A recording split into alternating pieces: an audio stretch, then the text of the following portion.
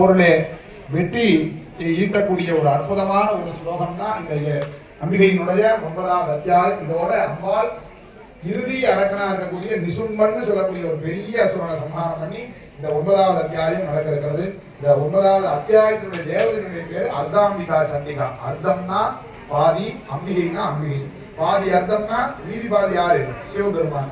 அப்போ அர்த்தநாரீஸ்வர பெருமானை பிரார்த்தனை பண்ணிட்டு இந்த அர்த்தாம்பிகை சண்டிகையினுடைய அருளாரை பற்றி ஐயா அவர்கள் தொடர்ந்து சொல்வார்கள். ஆவதி பொருட்களை சொல்வார்கள்.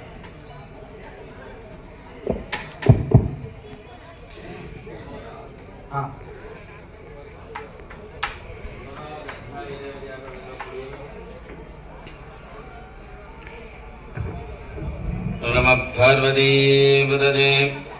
9வது அத்தியாய தேவதையாக விளங்கக்கூடிய அன்னையாகப்பட்டவள் அர்த்தாம்பிகை சண்டிகை என்று சொல்லக்கூடியவள். 39 ஸ்லோகமும் 2 உவாசாவதியாக 41 மந்திர ஹோமங்களாலும் பூசணிக்காயும் கரும்பு துண்டமும் சேர்ந்த மாதிரி ஹோமம்.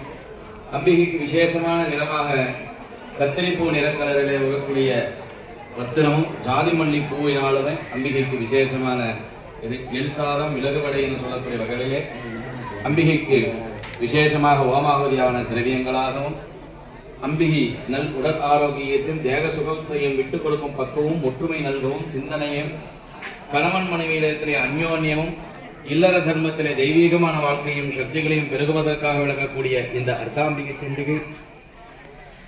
அந்த அர்த்தாம்பிகை சண்டிகையை பிரார்த்தனை செய்து வழிபாடு செய்பவர்களுக்கு எல்லா விதமான சுகசக்திகளுமாலாம் அனுகிரகம் செய்யக்கூடிய வகையில் இருக்கக்கூடிய அந்த 9வது அத்தியாய தேவதையாக விளங்கக்கூடிய அர்த்தாம்பிகை சண்டிகைக்குரிய விசேஷமான ஆவதியாக ஆரம்பமாக आचार्या वन्नी मस्करेण संप्रोक्ष्य तवदे नवोन्द्य अनंत धर्मज्ञान वैरागीश्वरमध्ये ओम ह्रीं अर्धाम्बिका चण्डिकासना नमः. अर्धाम्बिका चण्डिका मूर्तये नमः. विजिमालदा वासां कुशो वरदा विभ्राणुदण्डैः विभ्राणा